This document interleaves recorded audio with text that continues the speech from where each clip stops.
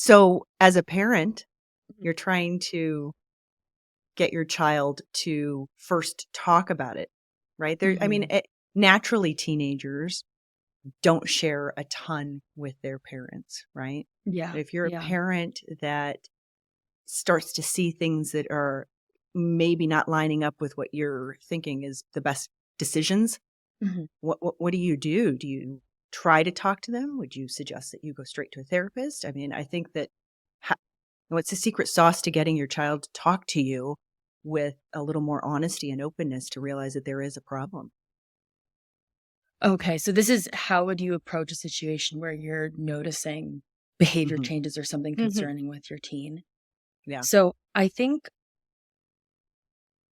one thing I really try to express in my shares and in my work is that adolescence is by nature a tumultuous time, and Hmm. teenagers are experimenting and they're taking risks, and they're often sad and confused and not sure where they fit in. So there's a degree to which all of those questions and struggles are totally developmentally appropriate.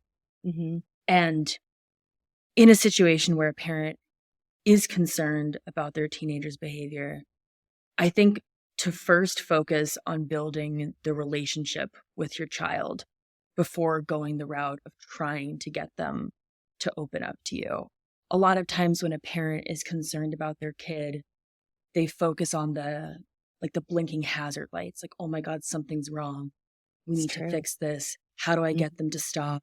How do I get the answers of what's going on? And they get really worked up and anxious about it. And teenagers can feel when their parents feel that way. And if they are worried about how you're going to react to what they share, they oftentimes won't share it. Right.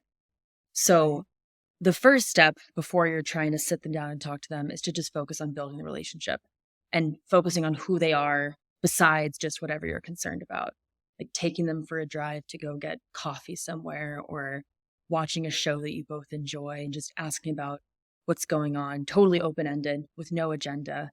And when you have that foundation of a close and open relationship, they'll be more likely to naturally share those concerns with you. And Mhm. the way you can approach it is by sharing what you're noticing, but not um, diagnosing the situation or judging them. Like, you're doing this, you're smoking weed every day, you're addicted. I've been noticing that you're spending a lot more time in your room alone, and I'm worried that you're smoking. Can you share with me what you're feeling and what you're going through? Is this something that you're concerned about? How do you feel about what's happening? And coming more from a place of curiosity than you already know what's happening. Because there's oftentimes, you said teenagers don't open up. You don't always know everything that's going on in their life. Mm. And that will hopefully give them more permission to share those pieces of it Mhm. as well. That curiosity piece, that's just the perfect word too, Mhm. It really because is. we're not coming in accusing, Yeah. Yeah. being a know-it-all, not the fixer. It's giving space in the conversation. I Totally. think also Yeah. your recommendation that you have to build that relationship first Yeah. Yeah. because you have to earn that trust to be able to have that conversation. Um, just like we do with friends and spouses and everything else. It's no different Yeah. just because they're your child doesn't mean that you've earned that right to go into that space if there's not that trust and relationship built. That was excellent advice. Excellent Mhm. advice. Yeah. I really appreciate what both of you added about the curiosity, giving them space to share. And yes, if you can demonstrate to your child, I'm a trustworthy person, that is how they will come to trust you.